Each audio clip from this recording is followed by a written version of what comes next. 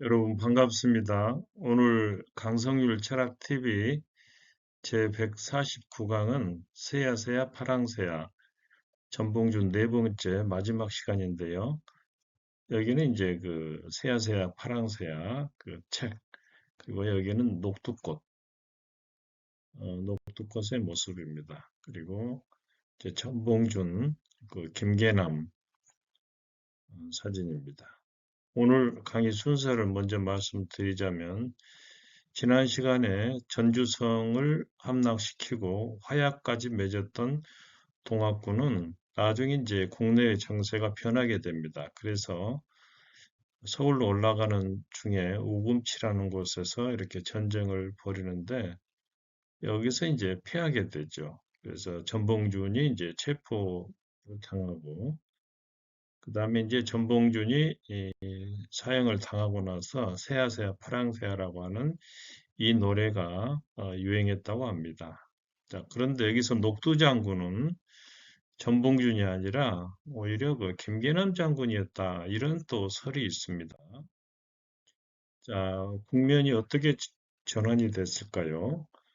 전주성을 함락시키고 관군과 화약을 맺었던 4월, 그 후에 그 5개월 후인 9월 중순이 되자 이제 상황이 급변하기 시작했습니다. 그건 이제 청나라 군대가 한반도에 들어오고 그걸 빌미로 또 일본군이 들어오게 됩니다. 그래서 동학농민군은 이제 항일 구국의 기체 아래 다시 일어나게 되는데요. 전봉준 휘하에는 10만 남접 농민군이 있었고 북접에는 손병희 선생의 북접 농민군이 있었습니다. 손병희 선생은 이제 3.1운동 그 33인의 대표 중에 한 분이었죠. 그래서 이제 두 농민군이 결국에 이 논산이라는 곳에 집결을 하는데요. 이때 최시영 통합교주는 2차 봉기에 대해서 반대하면서 황해도로 가버렸습니다. 이 전봉준 주력 부대 만여 명을 이끌고 논산에서 이제 공주를 공략하는데요.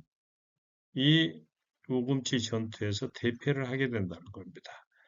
이건 최시영이고 여기는 전봉준이죠. 자, 우금치 전투는 1894년 11월 20일부터 12월 7일 사이에 일어난 전쟁인데요. 이때 이제 일본은 경복궁을 무단으로 침입하고 국왕, 고종 황제겠죠. 국왕을 겁박해서 전봉준은 이제 마침내 한양, 서울로 진격하기로 결심을 하는데요.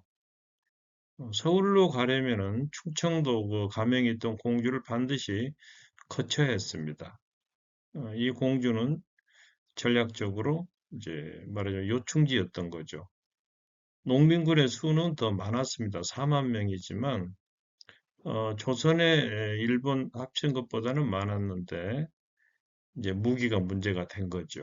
그래서 이제 우금치 논산에서 공주로 가는 우금치에서 맞닥뜨리게 되는데 광군은 기관총과 소총으로 무장을 해서 장전을 빨리 하고 빨리 사격도 할 수 있는 그런 여건이었고 그래서 이제 산위의 그 농민군을 공격하면서 이제 120여 명의 피해를 입고 후퇴를 합니다. 전봉준 부대는 이 우금치를 향해서 오늘날의 이제 우금치 고개 모습이고 논산에서 공주로 가는 이 길목이란 얘기죠. 일주일 사이에 40 내지 50여 차례를 공격을 합니다만은 신무기의 집중 포화로 결국 패배하게 이릅니다. 그리고 이때 김계남은 전라감사 이도제에 의해서 즉결 처분을 받는데요. 이게 바로 김계남의 그 효수, 참수된 후의 모습입니다. 이 우금치인데 여기가 이제 전투 지역입니다. 가로가 800여 미터, 세로가 1200미터 정도는 그런 고개입니다. 전봉준이 어떻게 체포되었을까요? 조정에서는 전봉준의 목에 현상금을 걸고 원하면은 그 사람에게 군수까지 준다. 이런 이제 방을 붙였습니다. 이때 전봉주는 전북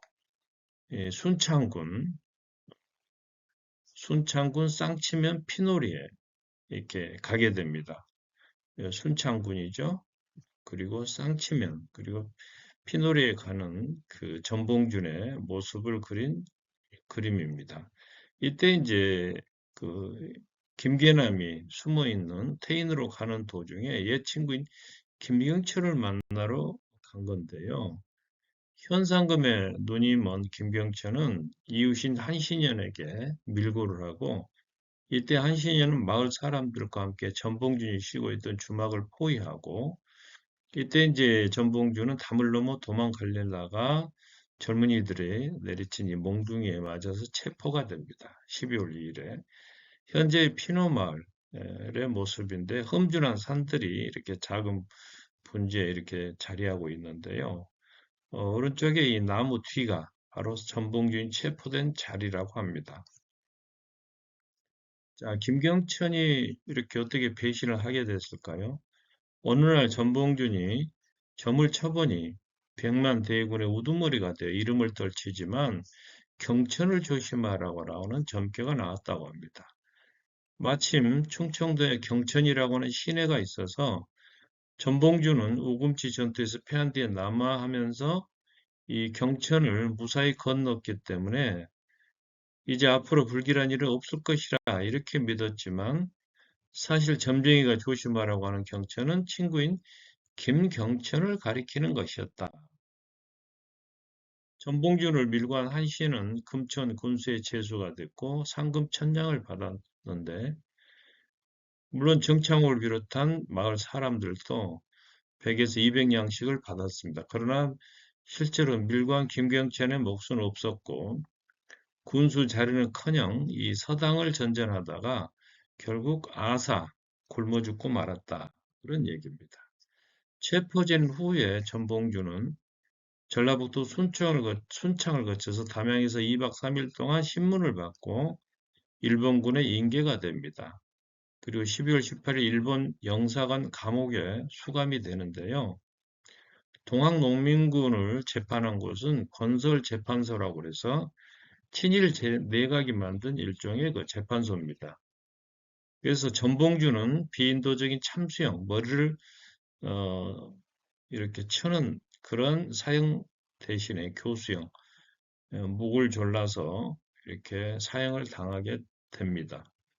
전봉준과 함께 죽은 이 사람들은 손아중, 최경성, 성두환, 김덕명 등이 되겠고요. 이들은 1895년 4월 24일 새벽 2시에 의금부에서 교수형에 이렇게 처해집니다. 이때 전봉준의 나이는 겨우 41살이었습니다. 자, 그런데 전봉준의 사형을 선고한 이는 다름 아닌 법무하문 대신이었던 소강범이라고 하는 인물인데 이 사람은 우리가 지난 시간에도 봤습니다만은 서영보라고 하는 연기 전까지 여기만 그 사람의 증손자가 되겠습니다. 서영보는 제가 그 정약용 그 강의할 때 말씀드렸듯이 정약용이 암행어사를 수행할 때 서영보의 그 비리를 고발해서 파직을 됐던 인물입니다.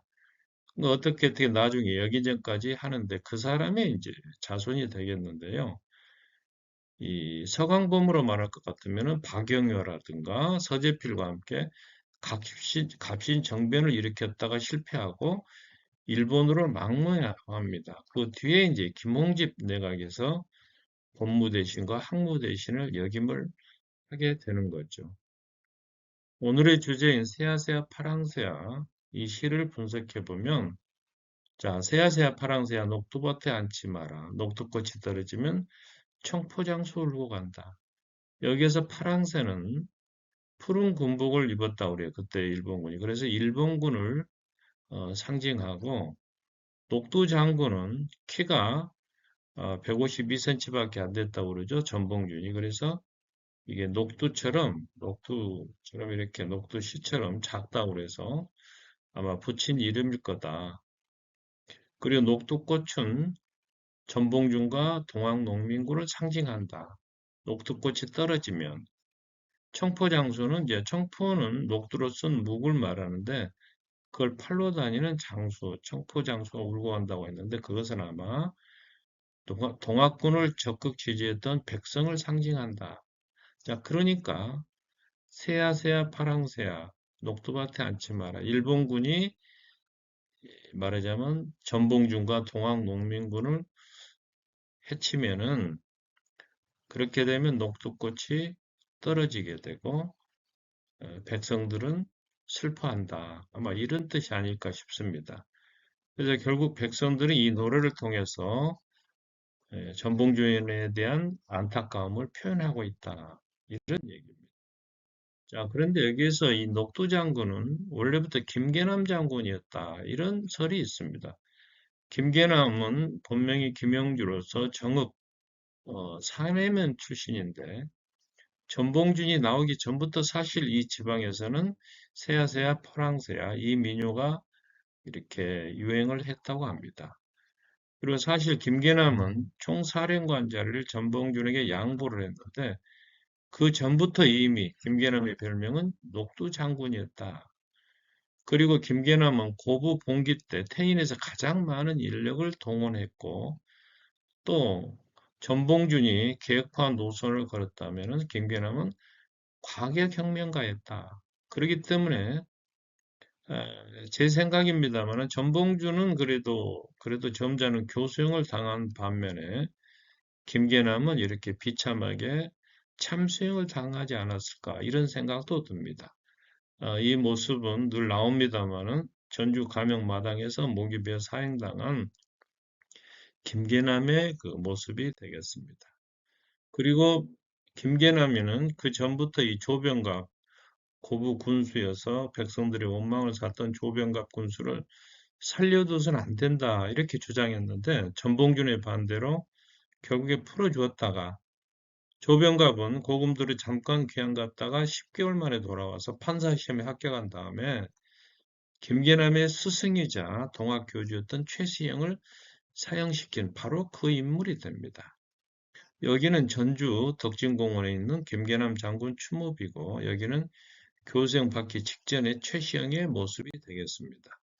자, 전봉준이 죽고 난 후에 그의 형제들은 모두 연좌돼서 사형을 당하고 후치했던 여산송 씨는 노비가 됩니다. 그리고 전봉준의 딸 전옥래는 사찰, 절에 숨어 지내다가 1970년 갑오동학혁명 기념문화재에서 그동안의 사실을 쭉 밝히게 됩니다. 대통령 박정희 때 이 동학농민 혁명은 이제 농민운동으로 격상이 돼서 전봉준에 대한 역적 누명이 벗겨지게 되고 오늘날 이게 전봉준의 고택, 정읍에 있는 이 고택은 전봉준 유적으로 이름이 바뀌게 됩니다. 여기는 동학혁명 기념문화재를 지내는 장면이고요.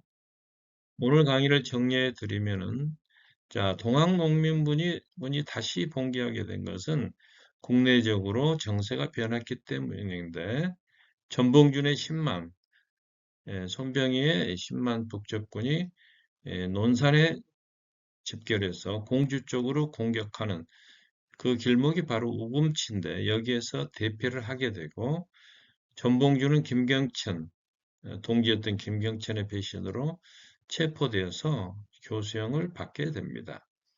세아세아 파랑새아는 바로 그러한 전봉준에 대한 안타까움을 표시한 것이 아닌가. 그리고 녹두 장군은 오히려 김계남이 아니었는가 이런 말씀까지 드렸습니다. 오늘 영상이 좋으셨다면 구독과 좋아요 눌러주시고 강성률 문학TV도 많이 시청해 주시기 바랍니다. 여러분 감사합니다.